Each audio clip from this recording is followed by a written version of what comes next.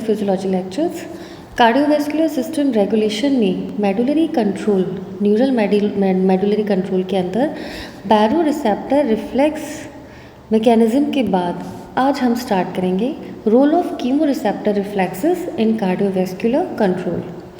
तो इसके बारे में जानने से पहले चैप्टर समझ में आए, पसंद आए तो please like and subscribe my channel.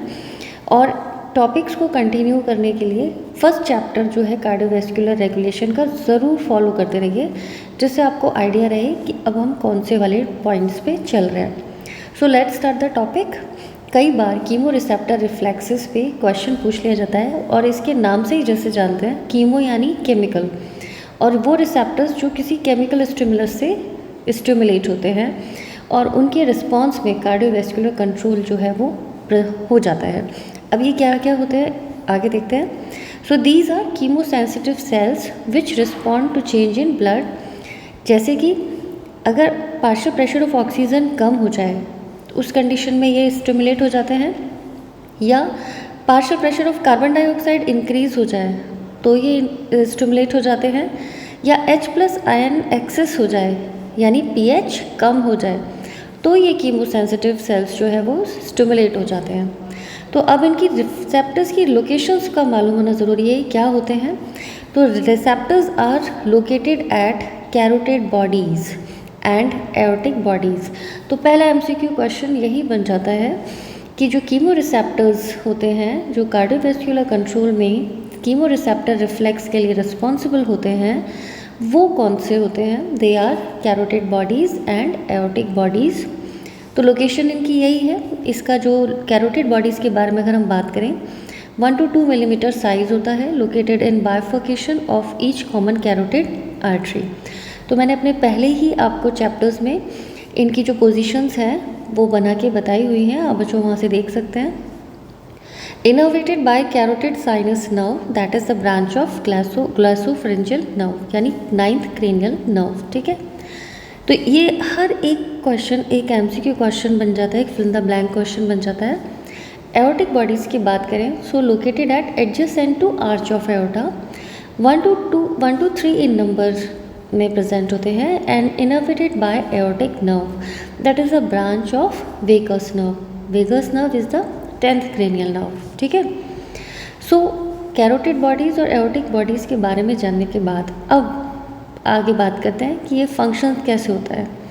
So functions of chemo receptors, पहला कार्डियोवैस्कुलर कंट्रोल के थ्रू, दूसरा रेस्पिरेटरी कंट्रोल के थ्रू।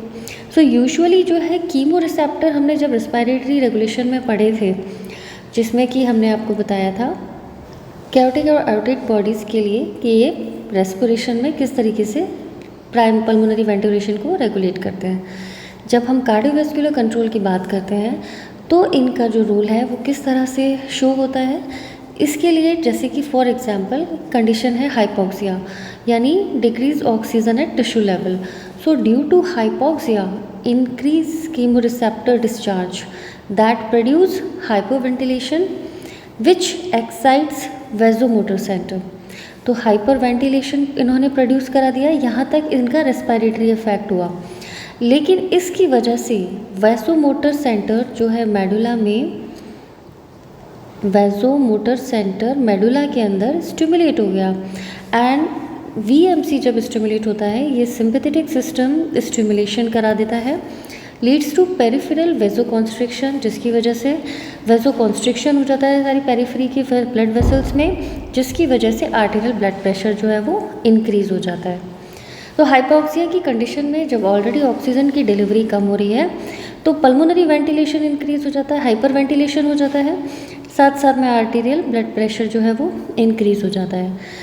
जब हम हाइपोटेंशन की बात करते हैं ना, ऑलरेडी जो ब्लड प्रेशर है वो डिक्रीज़ है, जैसे कि किसी वजह से कोई सीवियर हैमरेज है तो ब्लड लॉस हो गया, ब्लड लॉस हो गया तो पर्सन सफ़र फ्रॉम हाइपोटेंशन।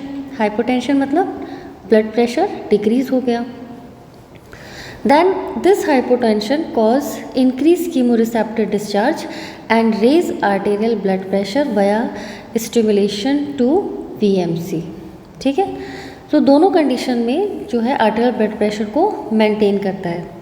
एक खास इंपॉर्टेंट बात यहाँ देखने को मिलेगी कि जो कीमो रिसेप्टर्स हैं are not stimulated strongly until arterial pressure falls below 60 mmHg। जो कीमो रिसेप्टर्स का डिस्चार्ज है वो तब तक नहीं होता या ये तब तक स्टिमुलेट नहीं होते जब तक आर्टीरियल ब्लड प्रेशर जो है वो 60 mmHg के बिलो नहीं चला जाता। जब किसी वजह से 60 mmHg के बिलो ब्लड प्रेशर चला जाता है तो ये स्ट्रांगली स्टिमुलेट होकर वापस से ब्लड प्रेशर को नॉर्मल लाने की कोशिश करते हैं। So this is all about the role of chemoreceptor reflexes in cardiovascular control. So I hope chapter आपको समझ में आया होगा। अगर इससे रिलेटेड क्वेश्चन आए तो आप इसके आंसर बहुत अच्छे से दे सकते हैं। इसी तरह की और मेडिकल फिजियोलॉजी के चैप्टर्स पढ़ने के लिए हमारे साथ जुड़े रहिए। आगे CVS रेगुलेशन में कंटिन्यूशन में हम इसके अगला टॉपिक लेंगे। Wish you all the best. मेरे नोट्स जो है वो टेलीग्राम पे अवेलेबल हैं, आप वहाँ से ले सकते हैं। Thank you, wish you all the best, good luck to you.